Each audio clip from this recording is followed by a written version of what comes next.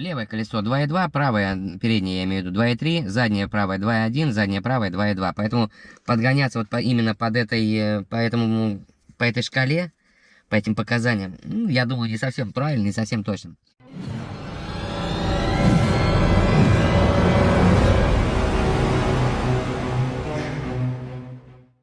Привет! Небольшой обзор маленького подарка для моего головастика. Кстати, кто не знаком, вернее, кто не в курсе, вот мой головастик. Если сухим стандартным языком, то это Cherry Tiggo 4 Cosmo. Итак, начнем. Компрессор для машины купил я ему. Я подумал так, что новую машину тащить старый аналоговый хлам из старой машины. Когда лучше взять что-нибудь более современное. Итак, 70 Mai. Автомобильный компрессор, в простонародье насос. Выглядит так. Приходит в одной коробочке с бумажкой, паспортом. Ничего особенного. В смысле, я имею в виду в коробке. И вот оно, чудо инженерной мысли. Маленький, черненький, весь электронненький. Здесь с этой стороны у него вся его начинка, в смысле выносная, под крышечкой кабель для подключения в прикуриватель. Ну и различные насадки для мечей и так далее. Но то, что автомобилисту обычно и не надо. Ну и, собственно, сам шланг для накачивания и подключения к колесу. Шланг хорошо прорезинен. Он даже, можно сказать, резиновый. Да, можно сказать, резиновый. Накручивается на колесо. Длина его приблизительно сантиметров 50, наверное. Значит так, длина шланга 63 сантиметра. Толщина корпуса 50, ну, будем считать с ножками 55 миллиметров. Крышечка плохо держится. А нет, вот держится хорошо, застегнулась. Плохо была застегнута. Значит, 55 толщиной, 165 в ширину, в длину и 140, почти 150, 147, 148 в ширину, в длину. Все уже там видели, как я сказал. Ну что, надо его протестить. Кстати, брал почему именно такой. Можно было бы взять другой, но сами понимаете, машинка маленькая, багажник маленький, не стоит занимать там лишнее место. Естественно, лучше это все дело брать так, чтобы в машине было все компактно. Сейчас пойдем посмотрим, где это все будет.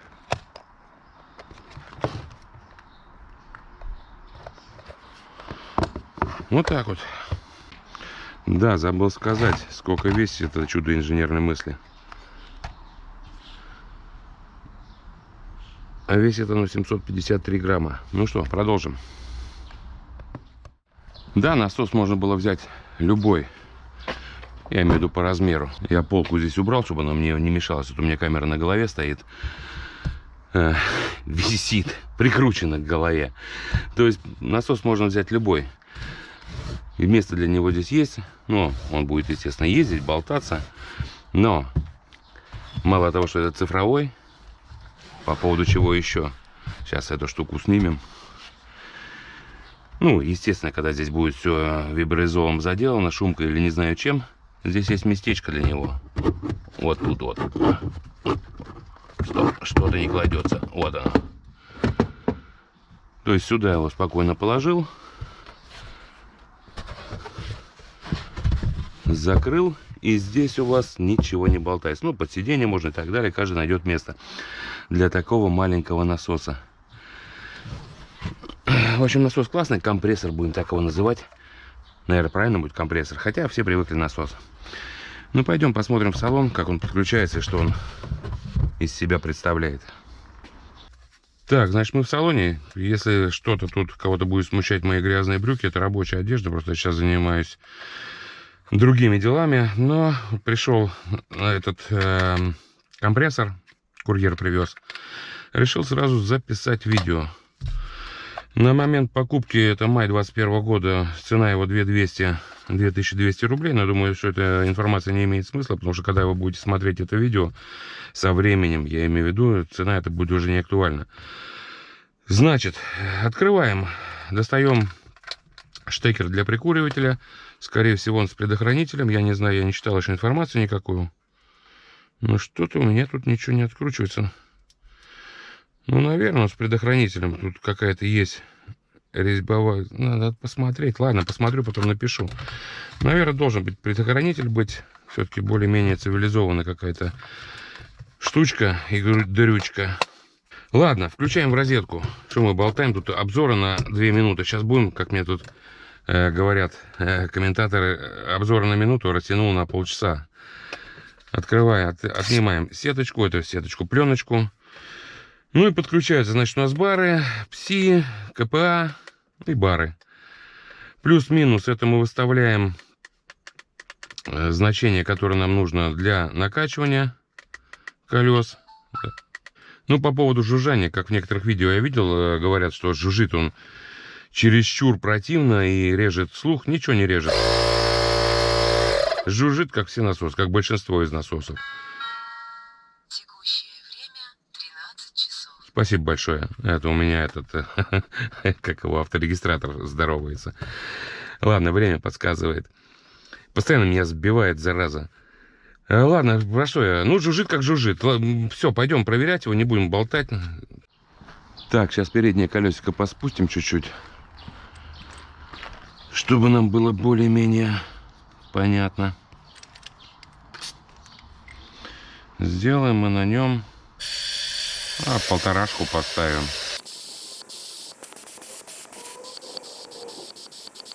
Ну вот, как бы по аналоговому, блин, не выговоришь. 1,5 бара показывает. Сейчас посмотрим, сколько на самом деле. Так, вот тут я, раз уж сюда заглянул, порожки типа карбоном затянул. Так, у нас что, включенный он? Не включенный. Зажигание включаем. Ну, это что у нас не светится? Все, гарантия закончилась. О, заработал. Я думал, все, гарантия закончилась. Срок работы выполнен.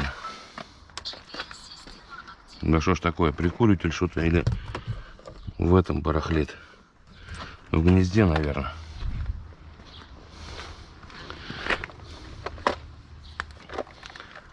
Так, подключаемся. Да что-то неудобно. 1,45. Ну, почти по аналогу мы правильно подобрали. Значит, выставляем сколько у меня? 2,2 выставлено. Сейчас засечем. Так, ну поехали.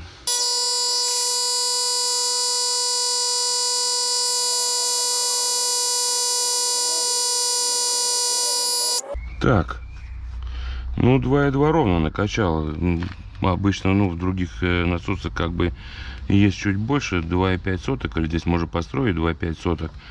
Мы на сброс, когда будем скручивать, сколько сбросится какая-то доля сотка.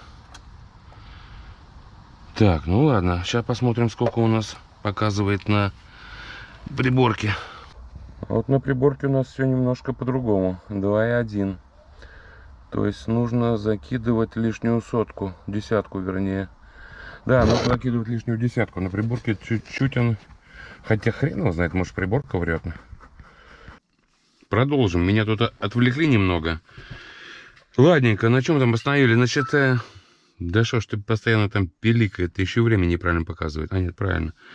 Вот, про что, на чем остановились? Значит, одна сотка там гуляет туда-сюда, но, говорю, либо приборка не врет, либо этот врет, что-то одно. Тем более по приборке ловить эти все сотки, это, конечно, тоже от температуры, от погоды и так далее, там все постоянно меняется. Что по поводу насоса? Не будем отвлекаться, что по поводу насоса? Спасибо.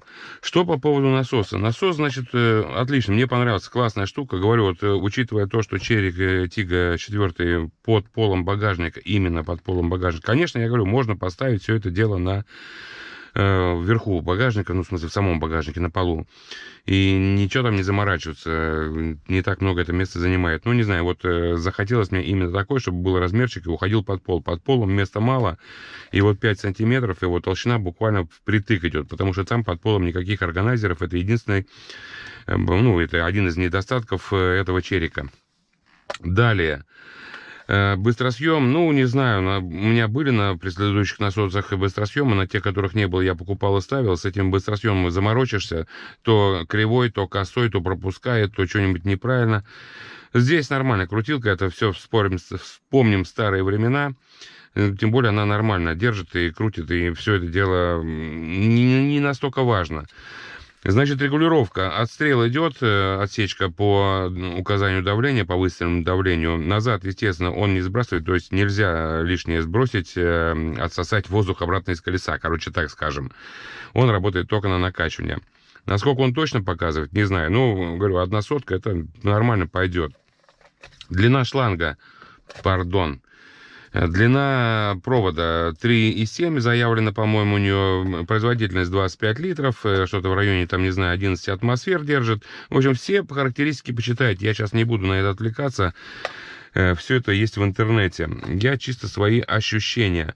Маленький, обалденный, на руке лежит классно, ну, смотрится, я имею в виду, по сравнению с рукой. Под сиденье убирается, в этот багажник убирается, давление нормально качает. По времени, да, ну, допустим, с 1,5 до 2,2 качал за 2,3 минуты, за 2 целых, ну, блядь, я уже заговорился, за 2 минуты 30 секунд. Может быть, это долговато, но для такого малыша это нормально. Не настолько все это критично. То уже смотрите сами, этот вам выбирать. Хотите большие, покупайте насосы там с производительностью, не знаю, 50 литров в минуту. Этот нормально. Для меня это пойдет. Что тут есть именно вот относительно Черри Тига, я имею в виду 4-го, я поправлю 4-го, ну, будем просто говорить головастика. Вот в головастике в моем вот что-то, ну, видите, да, моргает. Есть вот это вот штекер. Он в розетку 12 вольт. Кстати, надо попробовать в розетку. Сюда, кстати, и в розетку от меня от регистратора, также в розетке он болтается. Розетка немножко... Вот она есть. Розетка немножко не приспособлена. Вот именно эти штекеры. Вот штекер от регистратора. Тоже он своеобразно. Его надо закрепить так, чтобы он держался. В розетке сами гнезда... В 4-м Тига, я так думаю, что маловато именно под эти штекеры. Может подобрать какой-то штекер другой. Хотя там сильная пружина. Может быть, пружина просто его отталкивает. Ну, так не должно быть, по идее.